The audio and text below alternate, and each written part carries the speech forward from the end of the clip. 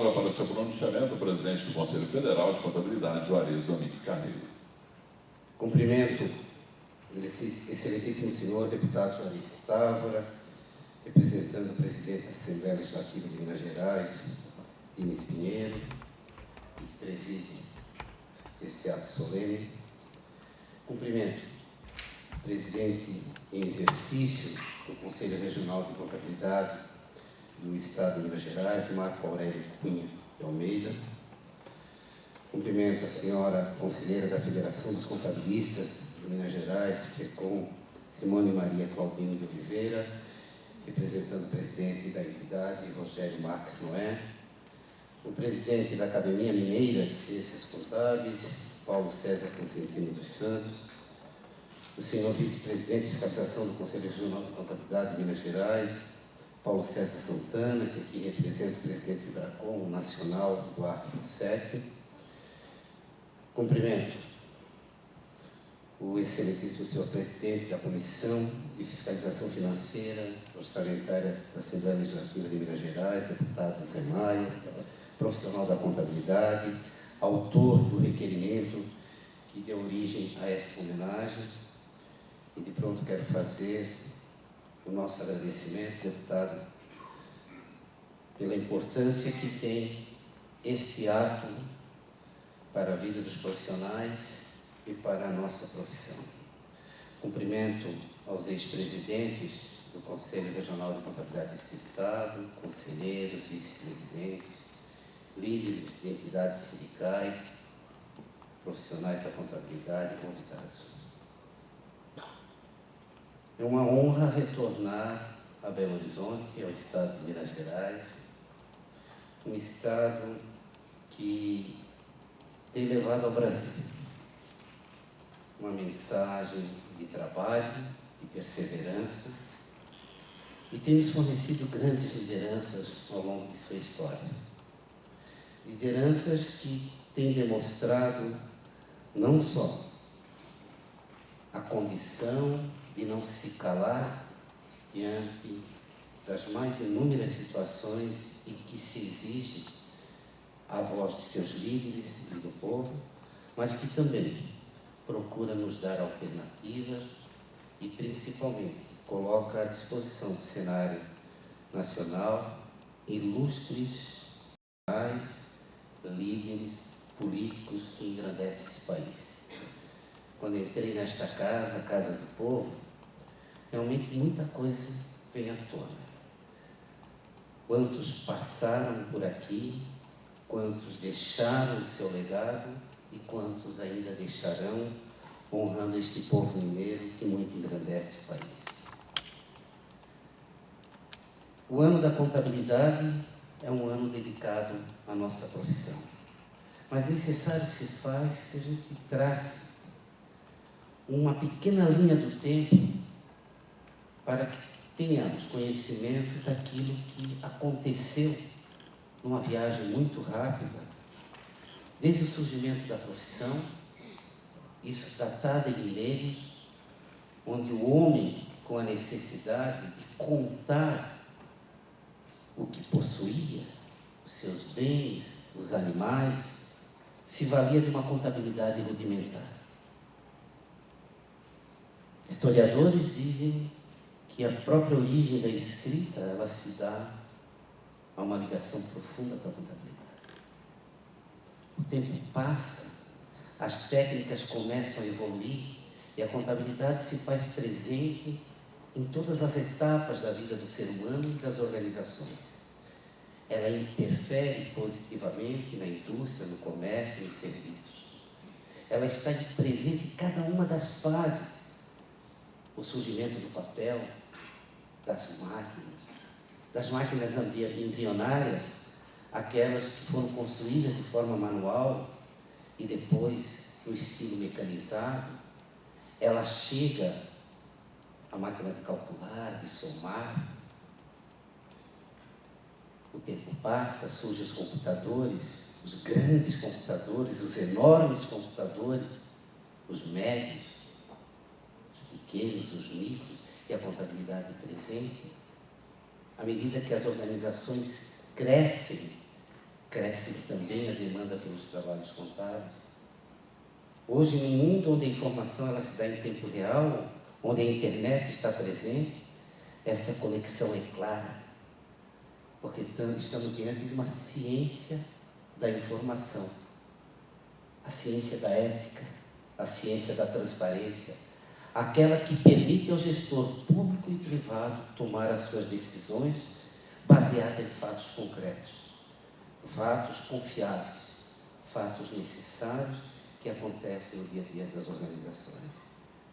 Em 1946, ao advento da Lei 9295, aquela que estabelece as prerrogativas da profissão, aquela que cria os conselhos de contabilidade, os conselhos regionais, o Conselho Federal.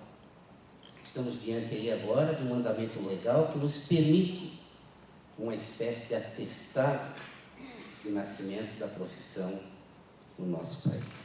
Muita coisa acontece de 1946 para cá.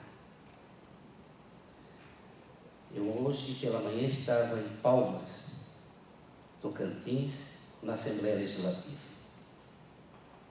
E observava depoimentos de profissionais da contabilidade que estavam sendo homenageados, que nasceram com Palmas, que criaram seu primeiro escritório, onde não havia nenhuma empresa, nenhum cliente.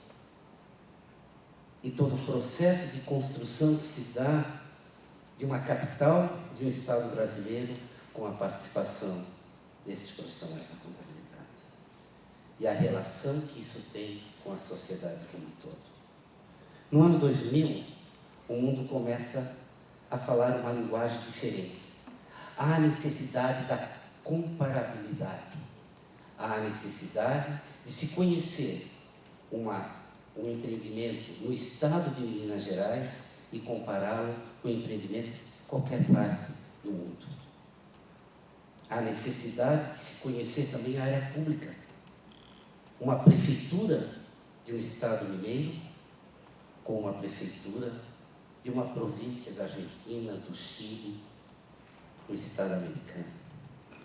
Há a necessidade de se comparar para crescer, para desenvolver, para ter parâmetros.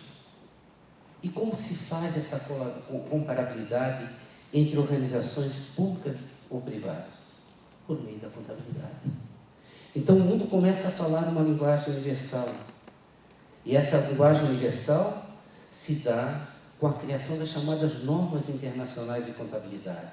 Há um salto qualitativo. O país passa a falar essa nova linguagem. O mundo avança. E nesse avanço do mundo, nós temos a criação de organismos internacionais que estabelecem esse elo de ligação, criando as minutas, ou os drafts, ou os borradores de cada uma das normas contábeis. Surge de um lado o IASB, voltado às IFRS, ou melhor, às normas contábeis no plano internacional, de âmbito da iniciativa privada e também para pequena e média empresa. De outro lado, a IFAC, cujo foco são as empresas públicas, as organizações públicas e também as empresas de auditoria.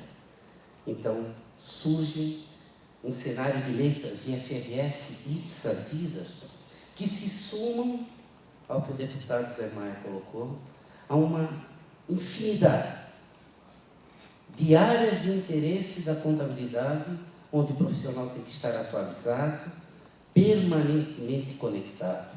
É o direito previdenciário, o direito trabalhista, o direito comercial ou empresarial, passa pela tecnologia da informação, envolve a contabilidade nas suas mais variadas formas e segmentos, acaba atingindo outras áreas do conhecimento, onde o contador passa, além de ser um técnico com um conhecimento diversificado e muito amplo, que o faz seguramente o profissional mais completo do mundo, surge aí também o interesse e a necessidade desse profissional também se tornar um conhecedor de técnicas de liderança e gestão. Uma pesquisa do SEBRAE em 2004 apontou que 42% das empresas têm o contador como seu principal assessor.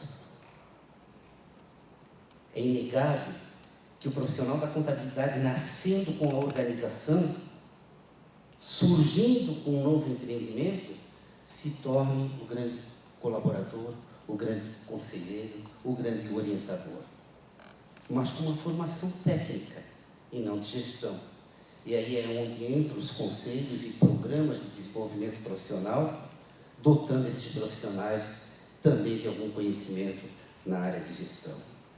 Mas esse cenário mundial, onde o Brasil começa a se inserir, faz com que, no Brasil, um grande movimento se crie em torno do chamado CPC, um grupo de trabalho criado a partir do Conselho Federal de Contabilidade e que se estende em 6 organizações, FIPECAF, Abrasca, APMEC, IBRACON, o próprio Conselho Federal de Contabilidade, a Bovespa, que passam a harmonizar o pensamento contábil do Brasil, para que uma norma emitida pelo Conselho Federal de Contabilidade, por exemplo, não tenha algum tipo de rejeição numa Receita Federal, numa CVM e qualquer outro órgão. O Brasil precisa falar uma mesma linguagem e isso se torna modelo no mundo.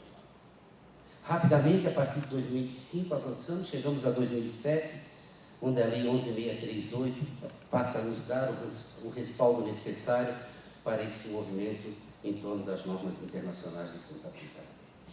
Em 2008, com o crescimento da contabilidade, e aí, já num processo amplo de desenvolvimento, 2 fatos marcam o ano de 2008. Primeiro, uma crise mundial, onde eu tive a oportunidade de, um ano antes, estar em Washington, no Banco Mundial, e lá eles afirmavam que o Brasil não teria grandes impactos em relação à crise de 2008, porque o Brasil tinha os melhores controles contábeis bancários do mundo. Essa foi a informação que a gente recebeu lá. Isso, de fato, contribuiu muito para que o ano de 2008 não tivesse aquele impacto que no mundo todo acabou tendo. Aliado a isso, é claro, outros fatores que permearam um não avanço da crise de 2008. Mas em 2008, tivemos também um congresso brasileiro realizado em Gramado. E lá, pela primeira vez, a presença de um presidente da República.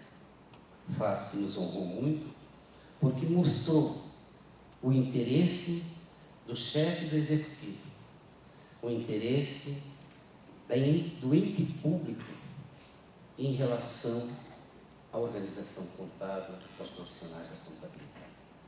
Esse fato se repetiria de uma outra forma no Congresso de 2012, em Belém do Pará, onde pela primeira vez um presidente também da República, só de um outro país, o 42º presidente dos Estados Unidos, o Bill Clinton, se fez presente, ministrando uma palestra naquele evento. Isso mostra a força da categoria, mostra a força de uma profissão que vem crescendo. Mas em 2010, nós tivemos a atualização do nosso mandamento legal. Foi criada a Lei 12.249. E nela, alguns dispositivos passaram a fazer parte do mundo da contabilidade. E de uma forma mais definitiva, o exame de suficiência, por exemplo, que antes era realizado através de uma resolução, mas que passou a ter, através da Lei 12.249, a sua condição legal de aplicabilidade. Também a educação continuada passou a ter um espaço dentro das finalidades do Conselho Federal de Contabilidade, o poder de cassação do exercício profissional nos casos de falta grave e uma série de outras ações que permitiram ao Conselho, através da Lei 12.249, se tornar mais dinâmico e atualizado. Em 2011, é criado o GLENIF. O GLENIF é criado numa força inspirada do nosso CPC.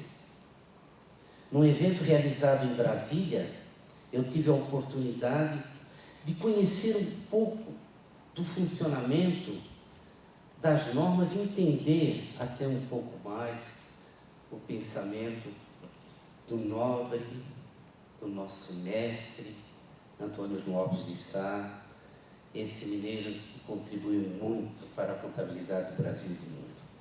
Lopes de Sá tinha alguma resistência em relação a todo o funcionamento do mecanismo das normas internacionais, mas não por uma convicção de que aquilo era algo não bem-vindo, mas pela falta de condição de participação do Brasil no processo de construção do que vinha para cá.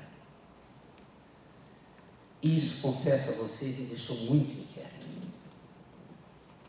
Como nós vamos participar desse processo? Isso me lembra muito, nobres deputados, em relação à reforma tributária.